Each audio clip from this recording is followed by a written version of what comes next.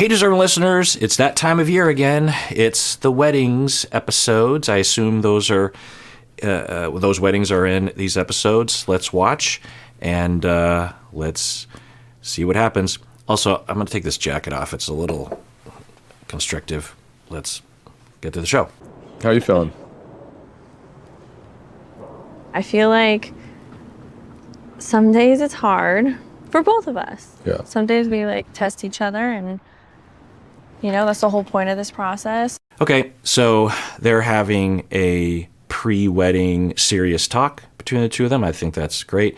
I would hope that they would also talk off camera as well. There's a lot to sift through, but they're having one on camera right now. And by the way, I reached out to my contact who works on this show and worked on this season and asked if they had rented out this theme park because they're seemingly the only ones there. And what my contact told me is, yes, Carowinds, which is apparently this park, like Carolina Winds, I'm thinking it is, I'm not sure, is basically our version of Six Flags in the Carolinas.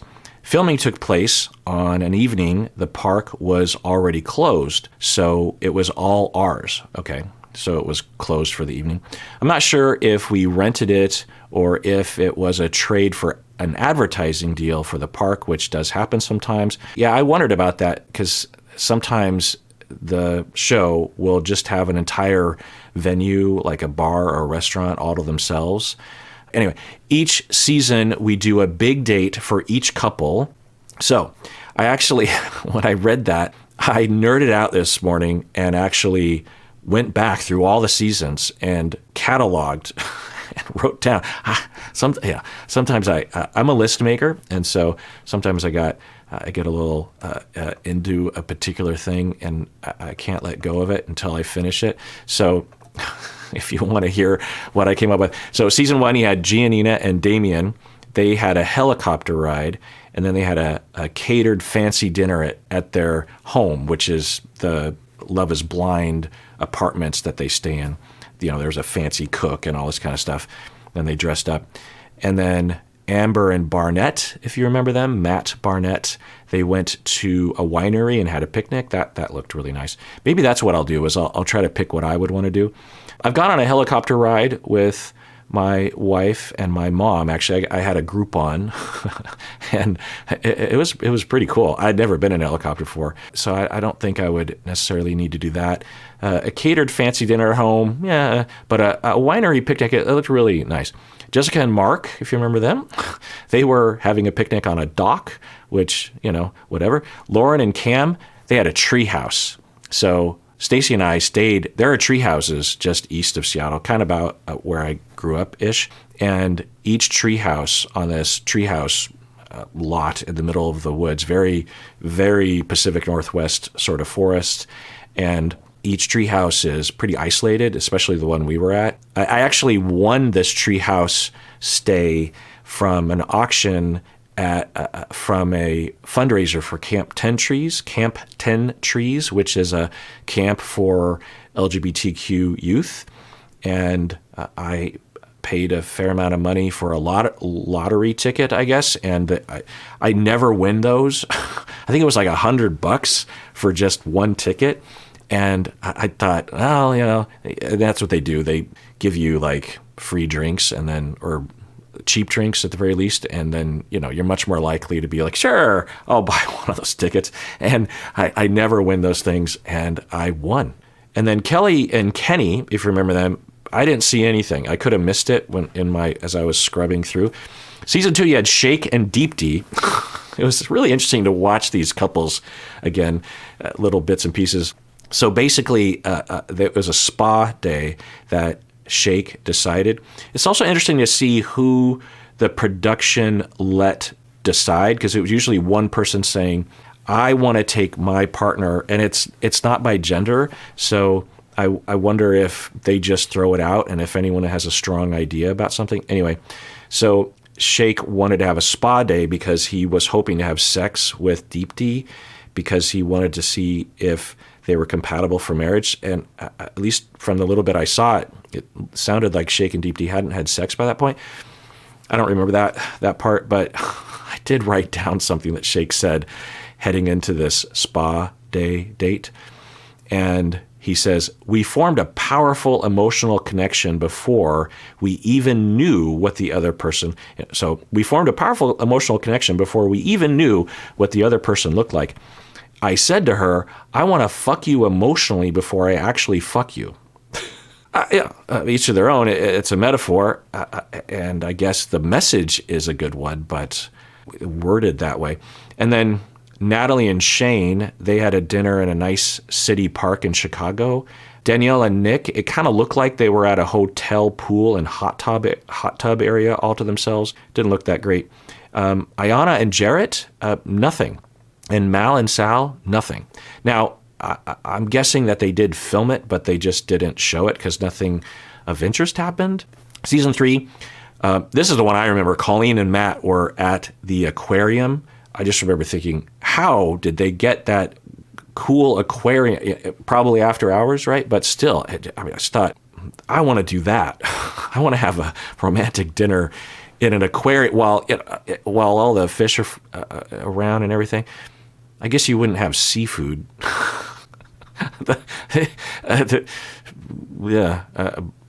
Fresh. No, just right. I also noted there are a lot of Matts. when I was taking these notes, it's like Colleen and Matt. There's a lot of Matts. There's Matt Barnett. There's Matthew from this season, and then that Matt from season 3. And also, I also thought, what other names have we seen a lot? And we had at least a couple Johnnies, and then we had 2 Chelseas. Chelsea and Jimmy, Chelsea and Kwame at least. But there's also a lot of Ambers. We have the Amber of this season that Matthew lied to, right, seemingly. But also AD's name is Amber something. And then Matt Barnett married an Amber. And then Paul and Micah, Paul dumped an Amber, if you remember that. Anyway, and Cole and Zeneb, they had a formal dinner on a private boat. Looked fine. Alexa and Brennan, they rented a movie theater and had a dinner, like a fancy movie theater, had dinner in the movie theater. I love movie theaters. I love movies. So Nancy and Bartice, they went to a fancy steakhouse. Throughout my life, I've always thought that like fancy restaurants, they're often like steakhouse sort of style. And whenever I've had the opportunity to go to one of these restaurants, I would always think like, ooh, this is how the rich people live. And I would think, oh, if I ever, had enough money saved up, I would go to a place like this. And I recently set out to kind of maybe once a month try out a lot of these kind of fancy restaurants, thinking that, okay, this is the pinnacle of dining. But I don't like these kind of restaurants. It's not for me. If it's for you, great. I have friends who love that kind of stuff. But it seems like a lot of show without substance to me. The portions are small.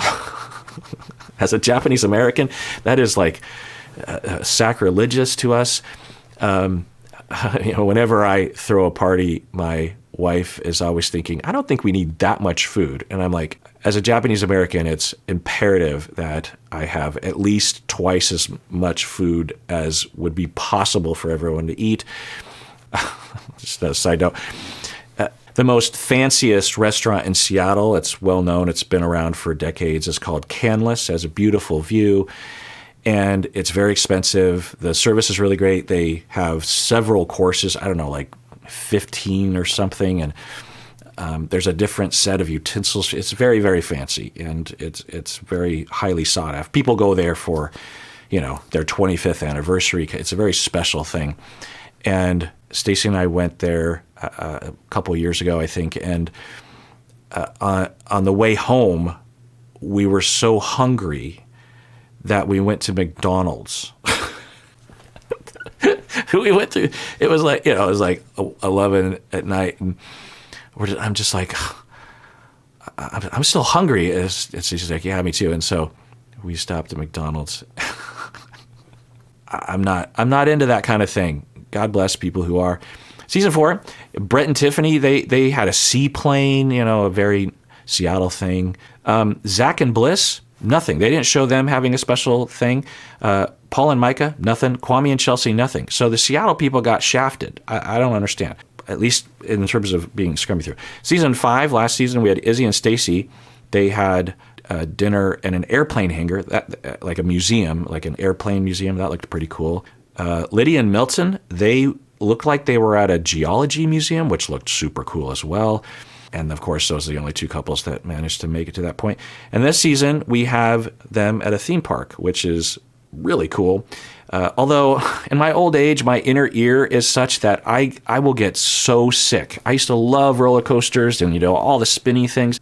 And AD and Clay, we saw them having a rooftop dinner in the city.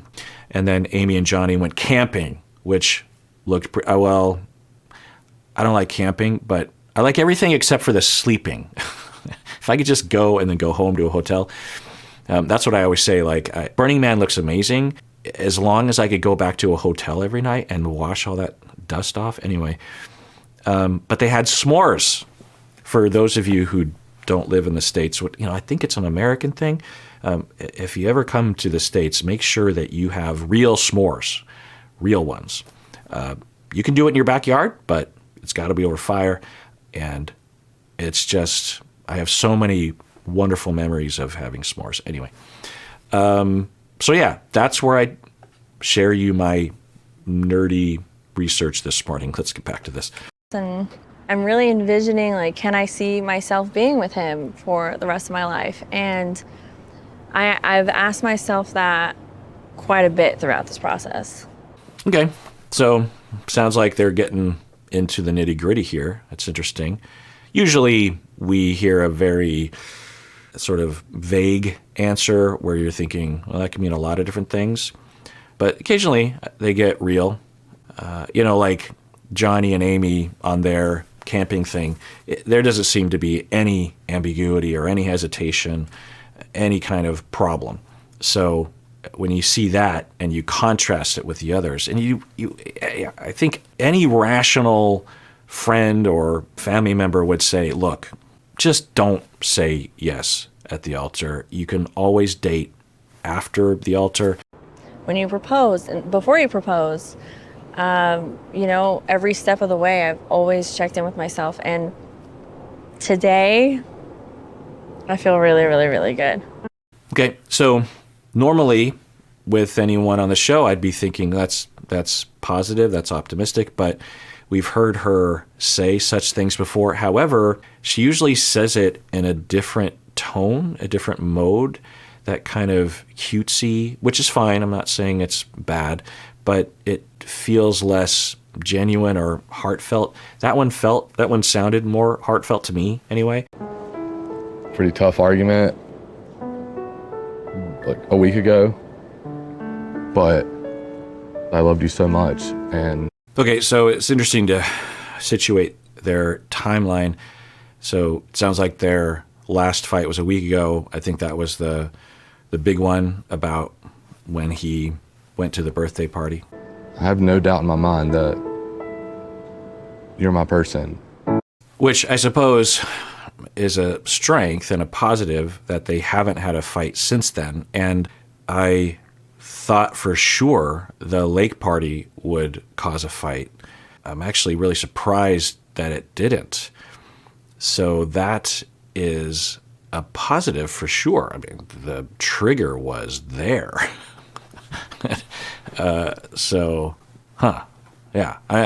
Sometimes the absence of something is an indication of something. I put my best foot forward with this. Are we going to get married? Because I haven't even got a grasp of where you're at.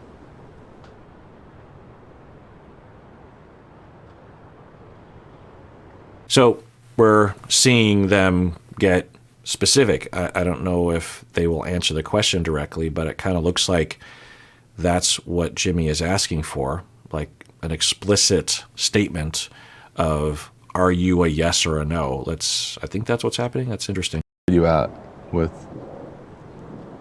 being able to give an answer? And I suppose it's interesting that he's the one asking, because I imagine for a lot of us, we might be thinking, well, yeah, she's definitely a yes, given the way that she acts, but I don't know, maybe she's not. Also, you would think if anyone was on the fence, it would be him, but it's possible that he's not. It's also possible that he is on the fence, and it might help him to know, well, if you're a no, then I can just decide I'm also a no. But if you're a yes, then I have to think harder about whether or not I want to be a yes. Maybe that's where he's at. I don't know. We haven't talked about it, so We I haven't. don't have a clue. Okay, that's interesting. I mean, that looked genuine, believable, that they, I think, are saying, we haven't talked about it off camera.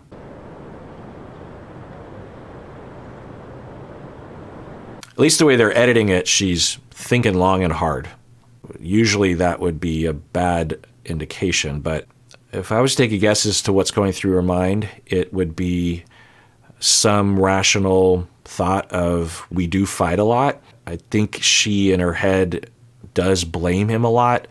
It's hard to know if that is rational, but given the edit, it doesn't look rational. But anyway, so at the very least from her perspective, it would be, of course, normal for her to be like, well, we do fight a lot. She might even be somewhat aware of her tendency to forego her own agency, and that might be self-destructive for her. So she's hesitating.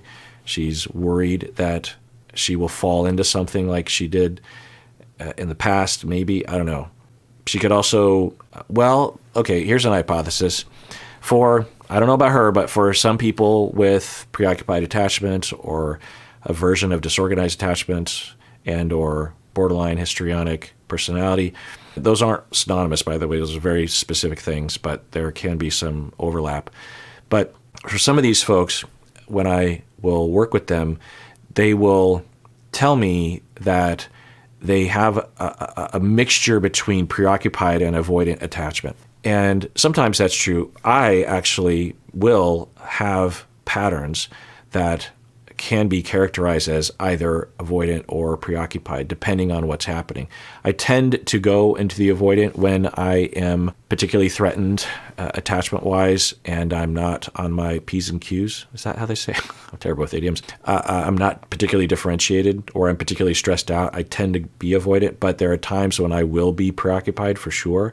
But for a lot of people who are preoccupied, they will think that they're avoidant attachment style, but in reality, it's just them reaching their absolute limit with their emotions, and they just are doing everything they can to turn off their emotions and their dependency on others and their relationships because it is so painful for them. And it's not an overall pattern of avoidant attachment. It's just an asterisk on the preoccupied attachment. You can have a preoccupied person, because typically preoccupied are characterized as being very clingy and needy, and they jump from relationship to relationship. That can be true, but you can absolutely have a preoccupied person that will just say, I'm done with relationships. I can't do it. They are avoiding, but it's not an avoidant attachment style, because avoidant attachment style isn't just avoiding closeness. It involves a lot of things about your emotions and memory and vulnerability and working models of self and other. It's a lot more involved. Anyway, so sometimes for these folks, there will be sort of a version of this without completely avoiding their relationship. They will just become very distant while they're in the relationship. That can help to reduce conflict. I've worked with couples who will have that mode, and we will identify it as not being ultimately functional, but it's better than getting too invested and too triggered and too conflictual. It's a lesser of two evils, because we don't want them to be at this distant, almost kind of shut down phase or state. We want them to be vulnerable and differentiated and flexible while being able to handle the occasional attachment threat or trigger. But that's further down the road. But we might settle for what she might be doing in this week. They had that humongous fight, right? And there's a chance that she's just staying in the relationship, but she is distant. We would have to ask him, does she feel less invested? Do you feel less energy from her? And sometimes it can be quite extreme, where the individual in her shoes will be very blasé about things, like, yeah, whatever. If you don't, like he might say, hey, tonight let's let's have a special date night. And she might behaviorally be like, yeah, okay, well, whatever you want to do. Whereas before, there might be a lot of energy regarding that. So let's see what happens here. You're my person. Think of me, baby. But are we going to get married? Because I haven't even got a grasp of where you're at.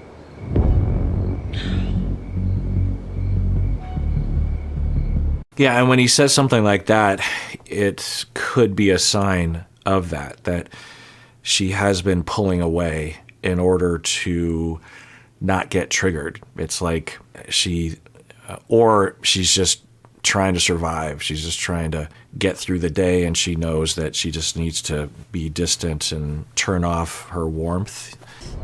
I can see this moving forward in a marriage. Mm-hmm. Right now, I can. We can have fun together, we know that, but we also have dealt with some crap. And we've gotten through it. Okay. I mean, they're playing the happy music. Yeah, everything she said so far, I think, is very healthy. That she's saying we get along and we have a lot of fun together and we can have those moments, but we have some serious issues. But yeah, so this sounds good. So we know we can handle conflict. Like, I do see a life with you. I see you being an amazing husband. I see you being an amazing dad. Yesterday I think I was just having an off day. And I think like both of us were just working a ton. And so were you. All right, so we're hearing her say yesterday was an off day. I don't know what that means exactly. Did they have a little bit of a conflict, or was it just that they were not connecting and it felt distant or hurtful or something? Today I feel more secure and confident in moving forward with you. And I feel really, really good. All right, well, let's adjourn there. I want to remind everybody that we have merch. The link should be below. I'm also on Cameo if you are interested. We also have an Instagram thing and a Facebook thing. I would appreciate everyone who comments and participates in the comment section on this channel. I find y'all to be very lovely people. A lot of you are upvoting comments that are on the cordial or compassionate side or compassionate side.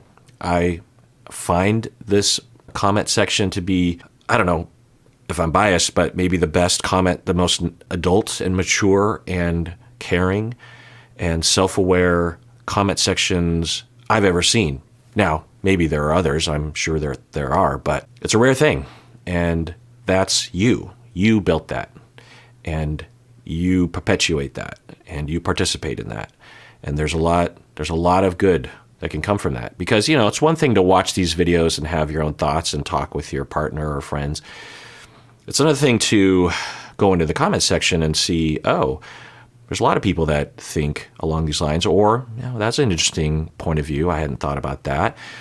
And then to participate meaningfully, you know, there's a lot of, just, you know, it's not just a lot of trash talking in the comment section, you know, about the cast. That can happen as well. But, you know, I see a lot of growth. I see a lot of maturity. I see a lot of goodwill. I see a lot of having compassion for others. And that's you. That's all you. You did that. And this channel didn't always used to be that way. There was a time when I wouldn't even read the comments years ago. So I'm really grateful for that. I read the comments and participate, and it's really great. Anyway, so truly take care of yourself. And I see you taking care of others and often yourselves as well, because you know that you deserve it.